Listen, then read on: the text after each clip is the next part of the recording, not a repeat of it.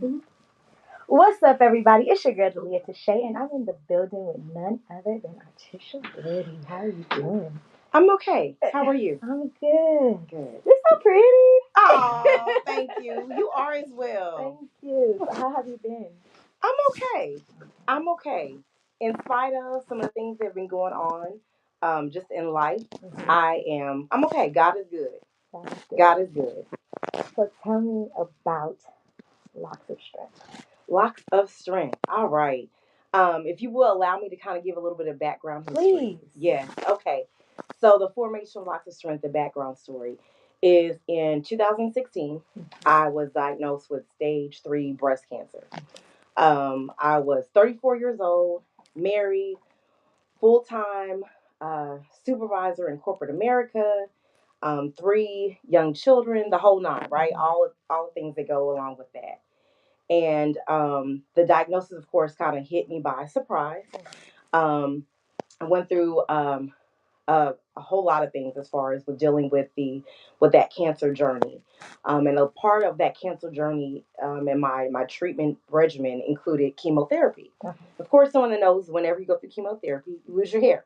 My oncologists have kind of warned me about it, so forth and so on. And so I was trying to kind of prepare myself for it as much as possible, but I still wasn't prepared. Right. So I did lose all of my hair. Prior to that, I was a natural girly. Had always been the natural girly. So I had my kinky twist.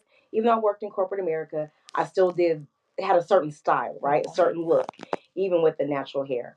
And I lost all my hair, and part of losing all my hair is I had my kinky twist in when I was diagnosed. And my oncologist told me, he's like, you're probably going to lose your hair probably within 2 weeks of starting chemo. And I was like, oh, okay. Fast, right? Right? So went through probably like my first month of chemo, and I still have my hair. Okay. Then I decided, I need to take down my kinky twist. Took my hair down the night before. I had an appointment at the beauty salon. And I had some, hair lossage, but it wasn't that bad. It was kind of thin. I was like, oh, we can work with this, right? If I get into somebody's chair, they can style this, cut it, right? I'm still going to be okay. So I had an appointment the very next day with a local beautician. And keep in mind, since I was a natural girly, I wasn't going into the shop, right? I found other people to like braid my hair, style it, so forth. So when I get to the shop, I'd already made an appointment. She was going to see what she could do with my natural hair. And then if that didn't work, she's like, I can just make you a wig. Okay. We had a plan A and plan B. Okay. All right. So we get there. She takes me to the shampoo bowl. She's washing my hair. And, I look up at her and her facial expressions are just like, they're slowly changing. And so I'm like, something's not right. I'm like, everything okay? She's like, mm-hmm. But I knew everything wasn't okay. So she takes me from the shampoo bowl. We go back to her station. She takes the towel off my head, and all my hair is gone. It had literally washed down the drain. Wow. So of course I had a meltdown in the beauty salon. She didn't know how to handle me. Right. Everyone in the beauty salon is like looking at me crazy, like, why is this girl crying like this? Like, what's happening? She didn't know how to console me. I'm having a complete meltdown in this girl's chair in the middle of the shop. So made it through that. She handmade, did a customized wig for me. She actually made 2 for me, and they were perfect. They're phenomenal. I was able to rock it the whole nine. But part of that journey of sitting in her chair, having that meltdown, that breakdown, her not knowing how to console me, is what led to birthing Locks of Strength. It was that experience as well. It was the financial piece of it, because when I sat in her chair and I had to have that customized wig made, I paid $250 for per wig. I had 2 wigs made. That's $500, right? For a customized wig. So what got me thinking was, what about the women out there that don't have the financial means to have this done? There were some other resources out there that provide wigs, but guess what? They're not for us. They're not for Black women. There are a couple of nationwide entities that will provide free wigs. Exactly. Some health insurance companies will cover hair prosthetics. That's what it's called in medical industry. If your oncologist writes a prescription for it, great, right? Awesome. However, guess what? We don't know about it. No, that is one piece of it. We don't know. My oncologist did write me a prescription for it, and I went to the only facility that offered, that took the prescriptions. I went there. They don't have wigs for Black women. So it was a mute point. It wasn't helpful, right? So even my health insurance, even though they would be willing to pay for it, I had no means to even still get it covered. Right. I went to some of the national entities that, like American Cancer Society, that provide free wigs. They have a very small selection of wigs for Black women, and the very small selection that they do have, not You the wouldn't best. wear. I would absolutely not. Absolutely I not. understand. Absolutely not. And so, of course, those are just the things that had me thinking.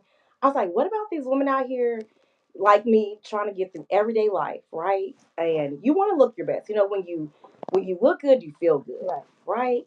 Um, and so that's just where it was birthed from. I'm like, how can I help these women that maybe don't have the financial means to go and sit in somebody's chair and pay to have a wig made? And if we have these other entities out here that are providing free wigs, but they're not for Black women, where does that leave us? That makes sense. Where does, how do we get the help, the resources? So Locks of Strength was created to fill in the gap. Okay. We want to fill in the gap. That makes sense. Absolutely. So that is the long story I love it. of how Locks of Strength came about. Okay. So with Locks of Strength, what made you go to locks instead of, because you said breast cancer, so what made you choose locks? So locks kind of just comes from, I think, the history of formation of locks being hair. That's your strength, right? There's always strength, I think, in your hair. And I just knew for me, once, I did lose all my hair, and that whole journey, I knew that the strength was in your hair. And especially for Black women, the Black hair care industry, we are a multi-billion-dollar industry, right?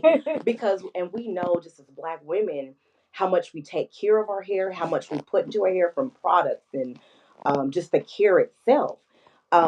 This is our pride and joy. Think about the many Black women that we see every day that we know, and how different our hairstyles are, right? From if we're wearing wigs, we're doing braids, whatever it is, it's a variety, right? That's what makes it so unique and so different. And I think it's so near and dear just to Black women. It's part of our identity, to be honest. It's actually part of our identity. And so I think it's only right that Black women have, the right to go through their cancer journey with style, dignity, and grace, just like any other woman out there. That's amazing. Yeah. So where do you want Locks of Strength to go? There are so many places that I want Locks of Strength to go. So, of course, right now we are a local based out of Oklahoma City area. We will service any client that comes our way, any Black woman that is battling cancer, with priority given to those fighting breast cancer. Right now, we do offer hair prosthetics, that's the medical term, but wigs to Black women that are actively treating, as well as care packages. That's what we provide, totally complimentary. It's free. Free. What comes in a hair package? The care package, those are little things that I found helpful for me when I was going through chemotherapy, such as you have lip gloss, chapstick, lotion, socks, because when you're going through chemotherapy, you get cold. You need socks on your feet, things like that. A water bottle, because you get real thirsty, you stay hydrated.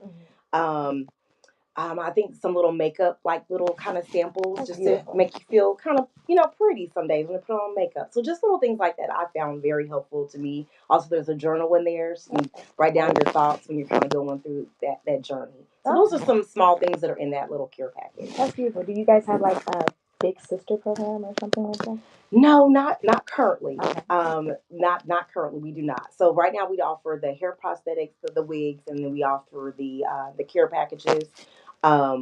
In the future, what we would like to offer is we're looking into doing some scholarships. We're not sure if the scholarships quite yet, if they're going to be geared towards the cancer patients that are treating, or maybe the children of the cancer patients. We're kind of weighing the options and kind of looking to see where the need is most before we launch that. That makes sense. Yeah. So how do people get involved? There are plenty of ways to get involved. So right now, because we are a nonprofit, we are a 501c3 approved nonprofit. Of course, so that means all your donations are tax deductible. You like the commercial. Y'all seen it? So there are many ways. As far as if you want to do a wig drive for us, that would be phenomenal, right? If you do a wig drive to get wigs for Black women that we want to wear that look good on us, you could do a drive and have people in the community donate wigs that we can give to our clients. Any items that would go in care packages will be helpful, so we can provide those. So those are some ways. Just donating either items or monetary donations would Okay. be phenomenal.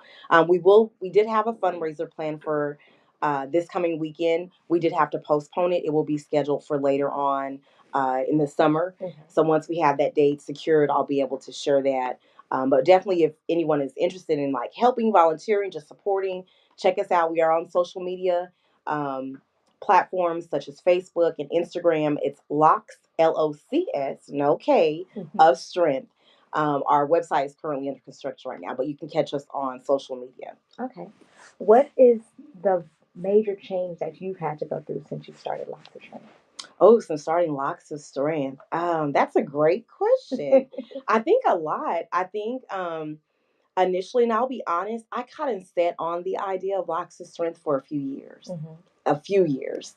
Um, I think because I was still working full time in corporate America, and plus I didn't really know where to go with it. Right, Mm-hmm. like I had the idea, I had the thought, God had kind of given me the thought, and I think just not listening, not being obedient, Mm-hmm. I sat on it for a real long time because I really didn't know what to do with it. Right, but I think some things that have really changed has just been trying to learn the nonprofit world. Right, being an entrepreneur, learning that business side of it, getting involved as far as trying to get the name out there, the entity out there, and just juggling it all. Mm-hmm. Being able to, network, juggle what's going on there with just life.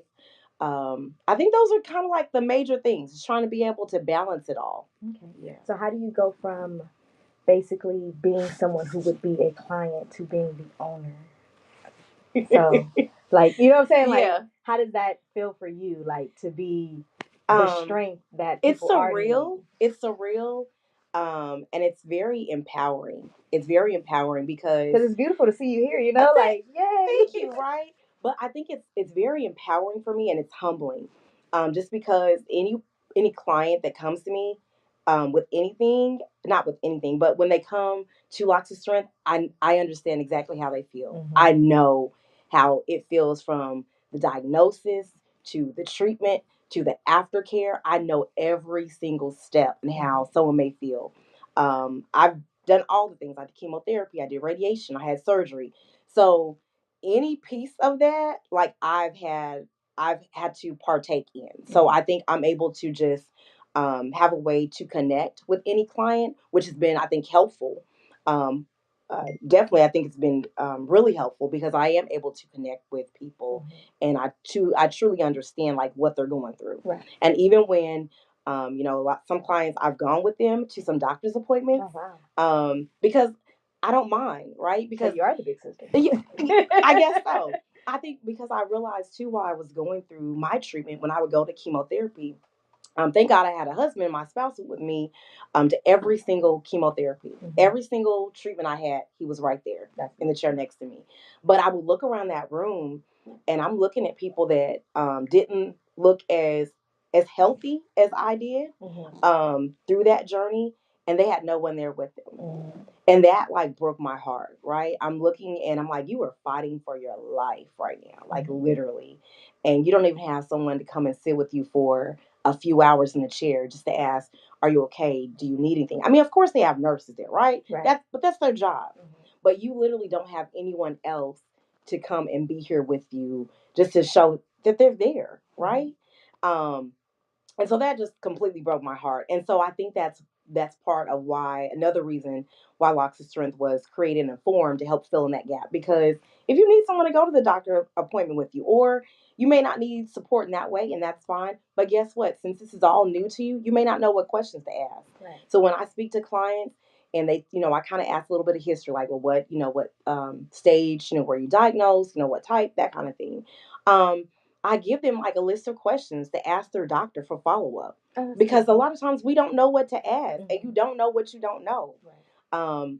So I just think that me having gone through the journey has been definitely beneficial. So when a client does come my way, I'm able to kind of, I think, assist a little differently than others because I have already traveled that journey. Okay. So since you have traveled that journey, do you think you can give us some tips on people that might be going through that journey? Yes.